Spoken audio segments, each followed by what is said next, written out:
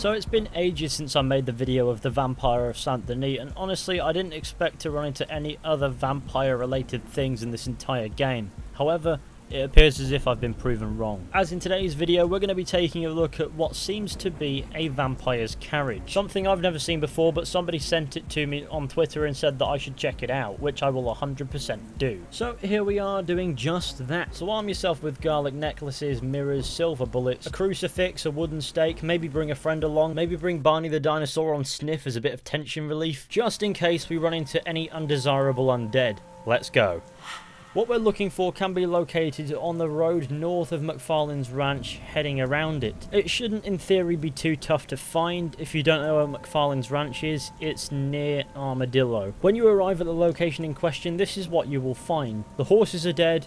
There's a dead body hanging off the back. The carriage is a unique and unusual design, and at the foot of the dead man who's hanging from the carriage, you can see an empty coffin. It does appear as if someone's body was being transported and then suddenly the body's gone. And the horses are dead, with deep gashes all over their bodies that look like they couldn't have been done by a human being. Any animal could have gotten them, but not just any animal would have left what appears to be the driver hanging by the neck from the back of his own carriage. This was not a simple wolf attack. Whatever did this, it appears to have not been human nor animal, and I believe that our fella here is the driver, because upon closer inspection I would not say that he's been long dead, and has the attire of an undertaker of some fashion. I do not believe he was the body that occupied this coffin, because if he was, where would the driver be? What reason would there be for a mess like this? And how on earth would one bloke massacre his horses in such a brutal way?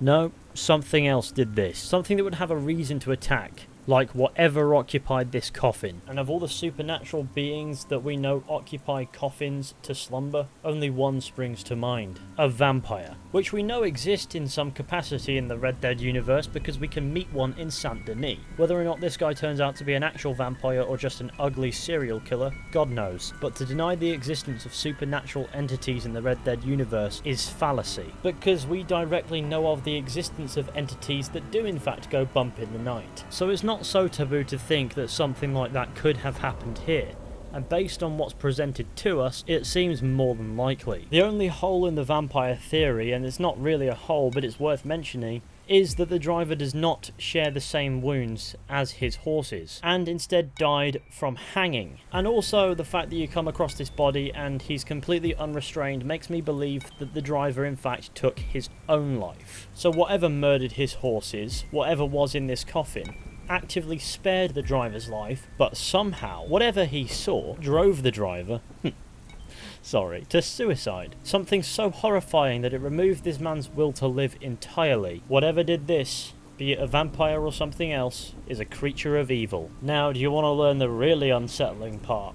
Our driver friend here does not appear to be very long dead, like I mentioned before. Neither do the horses, considering there don't appear to be any flies yet, or vultures or any other form of scavengers. And of course the site is still here, and yet as the road tells us, it sees a lot of through traffic, which means it wouldn't take long for someone to report it to the nearest town and have the carriage and the bodies removed. My point here is, whatever happened here, it happened very, very recently. So remember, the next time you're in the Hennigan Stead area, the whatever did this could still be out there. Maybe somewhere nearby, watching and waiting, or maybe it moved on, maybe it has a purpose. If it is a vampire, could it have been the Vampire of Saint Denis?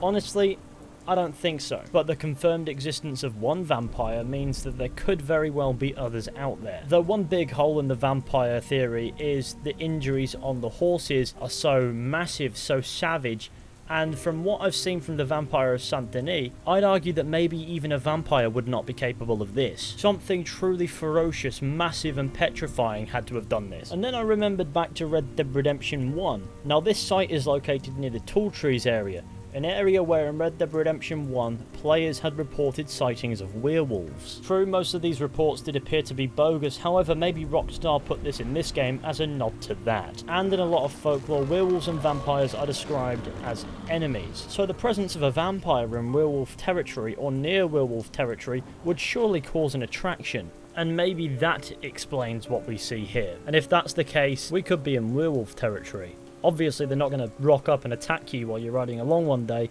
because I doubt they're actually in the game. But maybe that's the canon reason. I think I could spend hours speculating what could have happened here, but it will probably bore you all. I think the presented theories are enough food for thought. Maybe there is some form of creature stalk in this area. Maybe there's more information out there waiting to be found.